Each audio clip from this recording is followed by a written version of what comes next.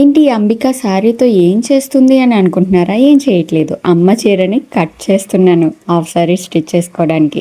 ఈరోజు వ్లాగ్లో మనం హాఫ్ శారీ స్టిచ్ చేద్దాం, ఓకేనా? సో ఇంకెందుకు ఆలస్యం. హాయ్ హలో అందరికీ నమస్కారం. నేను మీ అంబిక. ఇంకెందుకు ఆలస్యం, వీడియో స్టార్ట్ చేసేద్దాం. చూసేయండి, నేను హాఫ్ శారీ స్టిచ్ చేస్తున్నానని చెప్పాను కదా.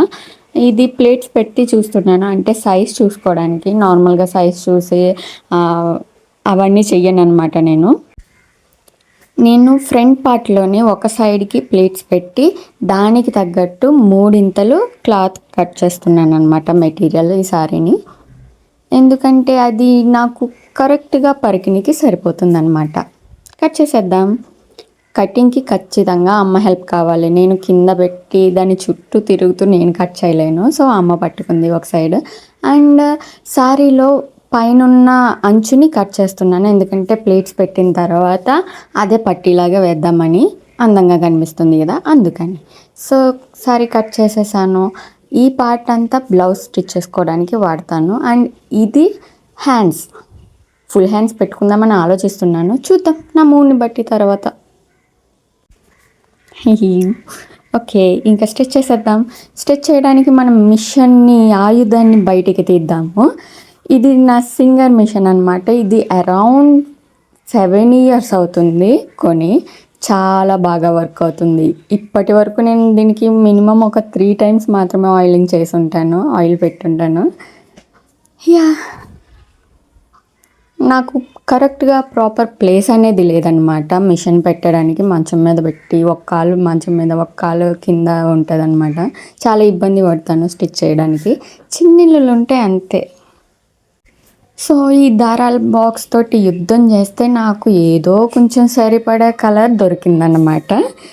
సో దీన్ని మనం ఫస్ట్ బాపిన్లోకి దారం ఎక్కించడానికి ఎలా అనేది చూపిద్దాము. చూసేయండి, దీన్ని ఇలా ట్విస్ట్ చేసి ముందు బాపిన్ తీసుకుందాం. నాకు ఆ పెద్దది నల్లగా ఉంటుంది కదా, ఆ మిషన్ కన్నా చాలా క్యూట్గా కనిపిస్తుంది, అందుకనే ఇది తీసుకున్నాను. అది అయితే దానికి కూడా ఫుట్ అనేది వేయించుకోవచ్చు, ఎలక్ట్రికల్ది. బట్ నాకు అది అంత ప్లేస్ కూడా ఉండదు. ఇదైతే హ్యాండీ, ఎక్కడికైనా మంచం కింద దోసేయచ్చు, ఎక్కడైనా పెట్టేసుకోవచ్చు అనమాట. అందుకని ఇది తీసుకున్నాను నేను. ఇందులో ఖాళీగా ఉన్న బాపిన్ తీసుకుందాం మనం. బాపిన్ అంటుంది ఏంటి అని అనుకోవద్దు, ఎందుకంటే మా సైడ్ అలానే అంటారు. సో ఈ బాపిన్లోకి దారం ఎక్కిద్దాం. ఇక్కడ హోల్ ఉంటుంది, ఆ హోల్లోకి దారం ఎక్కించాలి. మధ్యలో నుండి పైకి లాగాలన్నమాట. దెన్ లేటర్ ఆ బాపిన్ని ఈ స్క్రూలా ఉంటుంది దానికి పెట్టి దారం కాస్త టైట్గా పట్టుకొని దాన్ని సైడ్కి దగ్గరికి మూవ్ చేయాలి. ఇంకో స్క్రూలా కనిపిస్తుంది కదా వైట్ది, దాని దగ్గరికి. ఆ తర్వాత మనం ఫుట్ని ప్రెస్ చేసుకుంటే బాపిన్లోకి దారం ఆటోమేటిక్గా ఎక్కేస్తుంది అనమాట. ఈజీ ప్రాసెస్ యాక్చువల్లీ, అర్థం చేసుకుంటే. లేకపోతే దారం అస్తమాను తెగుతూ ఉంటుంది, చూసుకోవాలి. ఈ మిషన్ స్టిచ్చింగ్ అయ్యేటప్పుడు వచ్చే సౌండ్ భలే ఉంటుంది కదా, నాకైతే చాలా ఇష్టం ఆ సౌండ్. ఇప్పుడు బాపిన్లోకి దారం ఎక్కేసింది కాబట్టి సూదిలోకి దారం ఎక్కించేద్దాం, ఎందుకంటే మనం స్టిచ్చింగ్ స్టార్ట్ చేయాలి కదా. సో ఇందులోకి ఇలాగ ట్విస్ట్ చేసి అండ్ దీంట్లో నుండి లైన్, మనకి యారో మార్క్స్ అవి ఇస్తాడు, సేమ్ అలానే ప్రాసెస్ అవ్వాలి. ఎందుకంటే ఒక్క యాంగిల్, మనం ఒక్క యారో మార్క్ మిస్ చేసి దారాన్ని మనం డైరెక్ట్గా సూదిలోకి ఎక్కించినా, ఒక్క యారో మార్క్ మిస్ చేసినా కానీ దారం అస్తమాను తెగుతూ ఉంటుంది, అసలు స్టిచ్చింగే పడదు ప్రాపర్గా. సో జాగ్రత్తగా పెట్టుకోవాలి మనం దారాన్ని సూదిలోకి. తర్వాత స్టిచ్చింగ్ స్టార్ట్ చేస్తాను నేను. ఐ నో ఈ వ్లాగ్ చాలా బోరింగ్గా అనిపిస్తుంది చాలామందికి, ఎందుకంటే స్టిచ్చింగ్ అనేది ఇష్టమైన వాళ్ళకి, ఇంట్రెస్ట్ ఉన్న వాళ్ళకి మాత్రమే అది ఎగ్జైట్మెంట్గా, లేకపోతే నేర్చుకుందాం అన్నట్టుగా ఉంటుంది. లేకపోతే ఇలానే బోర్ కొడుతుంది. అండ్ నేను ప్లేట్స్ పెట్టేసుకుని స్టిచ్చింగ్ చేసేస్తున్నాను. నేను 1 hand తోటి మొబైల్ పట్టుకుని 1 handతో ప్లేట్స్ పెట్టుకుంటూ స్టిచ్ చేయడం చాలా కష్టం కదా, అందుకనే అలా వచ్చాయి వీడియోస్. అండ్ ప్లేట్స్ పెట్టుకున్న తర్వాత మొత్తం మనం కట్ చేసుకున్న మెటీరియల్ అంతా ప్లేట్స్ పెట్టుకున్న తర్వాత మనం అంచు కట్ చేసాం కదా పట్టి వేయడానికి, అది ఆపోజిట్ సైడ్లో పెట్టి స్టిచ్ చేసేసుకున్నాను, అంటే యాడ్ చేసుకున్నాను అనమాట. తర్వాత దాన్ని ఫోల్డ్ చేసి పట్టి వేసేసాను. వామ్మో, ఇంతసేపు మాట్లాడడం మనకి అలవాట్లేదు. ఈ వీడియో మొత్తం నేను వాయిస్ ఓవరే ఇస్తున్నాను, ఎందుకంటే స్టిచ్ చేసేటప్పుడు గట్రా నేను ఏం మాట్లాడుతూ స్టిచ్ చేయలేదు. సో వాయిస్ ఓవర్ ఇవ్వాల్సి వస్తుంది. ఇది చాలా స్లోగా స్టిచ్ చేస్తున్నాను కదా. తర్వాత ఆ పట్టి వేసేసిన తర్వాత సైడ్స్ ఉంటాయి కదా, ఆ కార్నర్ ఈ కార్నర్ మెటీరియల్కి అది మనం యాడ్ చేసేసుకోవాలి, అతికించుకోవాలన్నమాట. దాట్స్ ఇట్, అంతే. పరికిని ఫినిష్ అయిపోయింది, ఇంకేం లేదు. తర్వాత బ్లౌజ్ స్టిచ్ చేయాలి, దట్స్ ఇట్. పెద్ద మ్యాటర్ ఏం కాదు హాఫ్ సారీస్ అవి స్టిచ్ చేయడం. నేను జస్ట్ 1 వీక్లో 4 హాఫ్ సారీస్ స్టిచ్ చేసేసుకున్నాను. నేను పరికిని కుట్టేశాను, ఇంకా బ్లౌజ్ స్టిచ్ చేయాలి.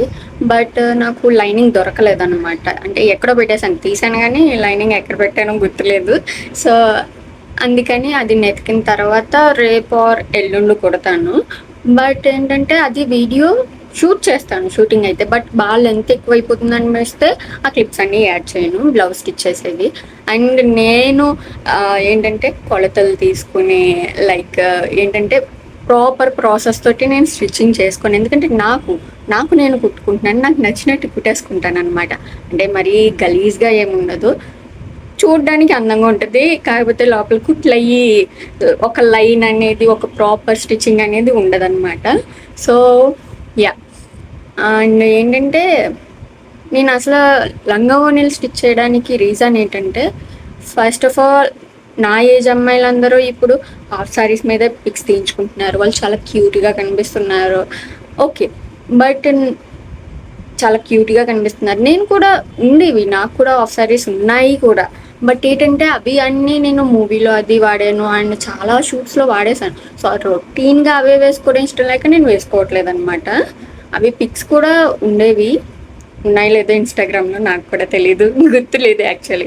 చాలా సంవత్సరాల క్రితం. ఈ మధ్యన అన్నీ కూడా జీన్స్, టీషర్ట్స్, చూటీదర్స్, లేకపోతే ఎక్కువ సారీ లుక్స్ అనమాట.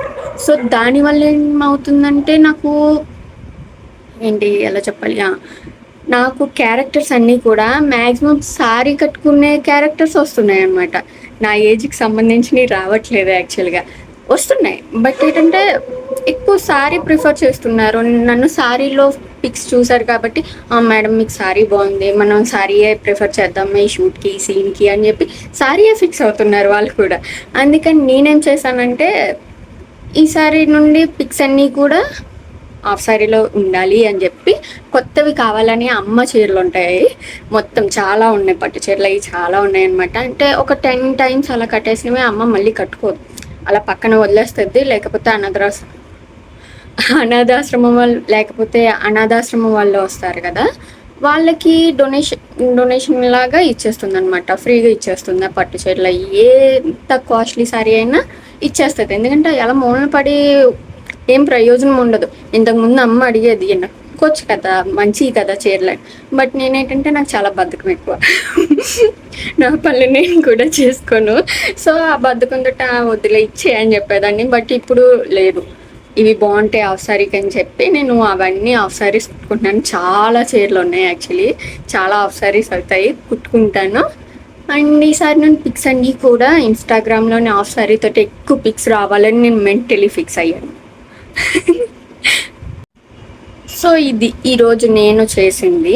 అంటే ఎక్కువ ఏం కాదు, నేను అస్సలు మేకప్ వేసుకోలేదు, లిటరలీ ఈవెన్ మాయిశ్చరైజర్ కూడా రాయలేదు. ఇంటి దగ్గర ఉన్నాను కదా, హెయిర్ ఎందుకు ఇలా ఉందంటే హెడ్ బాత్ చేశాను అనమాట. సో అంతే, హెడ్ బాత్ చేసినప్పుడు నా హెయిర్ అస్సలు నా మాట ఉందో ఏడిపిస్తుంది బీభత్సంగా. అందుకని షూట్లు ఉన్నప్పుడు మాత్రం నేను హెడ్ బాత్ చేయడానికి ప్రిఫర్ చేయను, షూట్ అయిపోయిన తర్వాత చేస్తాను నేను. సో ఈరోజు నేను చేసింది ఏం లేదు, జస్ట్ అమ్మ భోజనానికి వెళ్ళింది. సో హాఫ్ సారీ కుట్టుకోవడానికి హాఫ్ సారీ కుట్టుకున్నాను అనమాట, అంతే. ఓకే, ఈరోజు బ్లాగ్ ఫినిష్ అయిపోయింది. ఇది బ్లౌజ్ ఫ్రంట్ పార్ట్ కటింగ్ అనమాట. నేను ప్రిన్సెస్ కట్టే వేసుకుంటాను, సో అలాగే కట్ చేశాను. ఇంకా స్టిచ్చింగ్ చూపించట్లేదు. Please like, share and subscribe. Bye bye.